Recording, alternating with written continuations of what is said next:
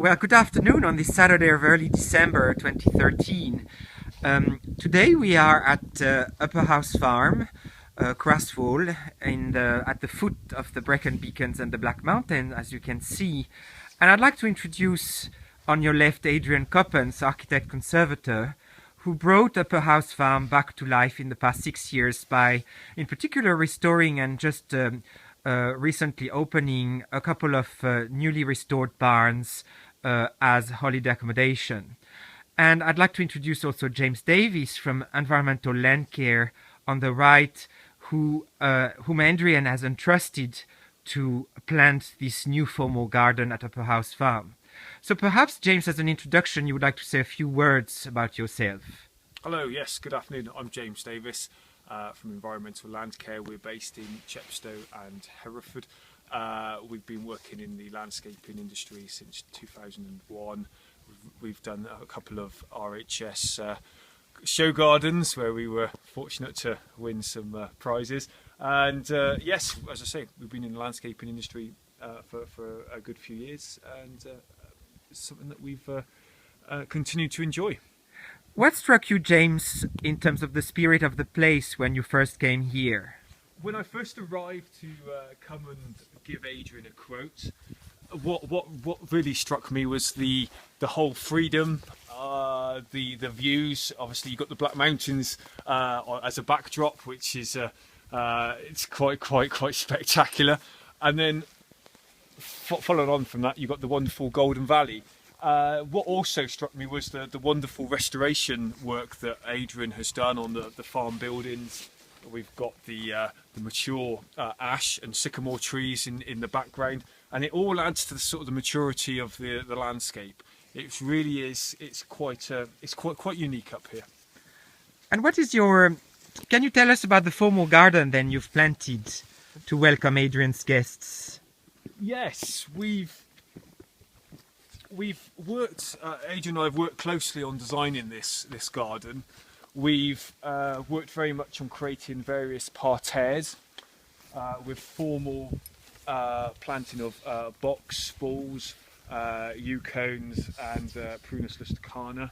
And this is very much to give a vision of structure and formality to this part of the actual Upper House Farm. In contrast with the wilder nature all around it. Absolutely. It's to give that sort of sense of almost domestication to this part of the farm, because as you can see, I mean, on the very much on the fringe of wild land up at the Black Mountains, which is quite raw and unspoilt. So this bit is to give very much a as you say, a contrast in the actual design and nature of the site. What makes this garden particularly dear for Adriaan's guests, who want to break away with very busy life in hectic cities, for example? The garden helps to create peace, quiet, and also colour. These herbaceous plantings that we've done here, they've in the spring, summertime, they will be flourishing with colour. We've kept them very simple in terms of the colours. We've got verbenas, salvias, heuchera, alchemilla mollis, box cones, box edging. We've got the half standards. They do need staking, so it's on my list. David Austin Roses, Iceberg, and Mary Rose. So it's going to create very much an instant sort of colour and wow factor to your guests. We've also Here we are on the terrace of Long Barn, so I even noticed that you've created some troughs with mini herb gardens for the guests. That's right. We've got a section of herbs put into the troughs with rosemary, sage.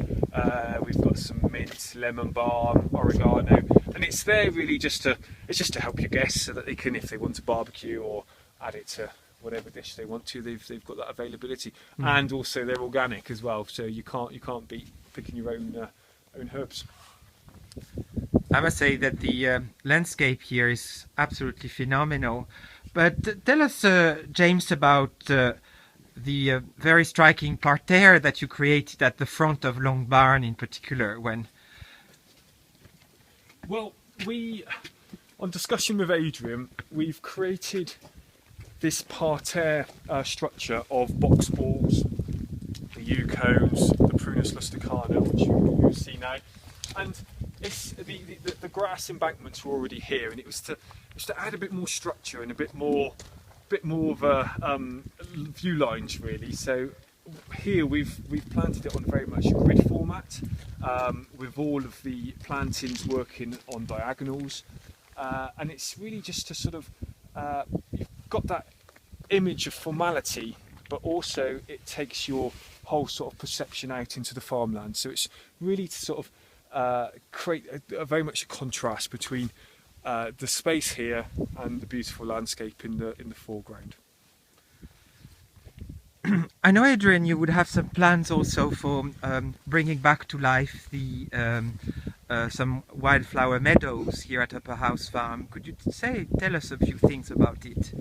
Yes, the fields here are very old and have been farmed for many generations, and they are all lined with beautiful old hedgerows. And the good thing is they never have been plowed over, so all the old plants and herbs are still in there.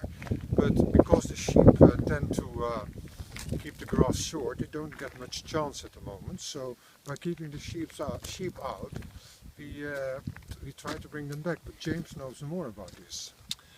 Yes, we're hoping that there's quite a lot of seed of wildflowers still in the actual seed bank.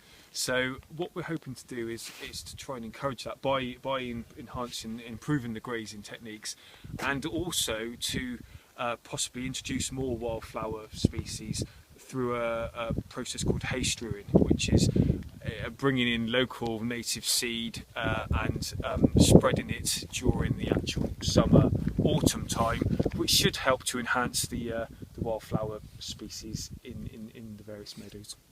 Well, undoubtedly a lot of things and beauties that will attract and, you know, encourage Adriaan's guests to come back again here.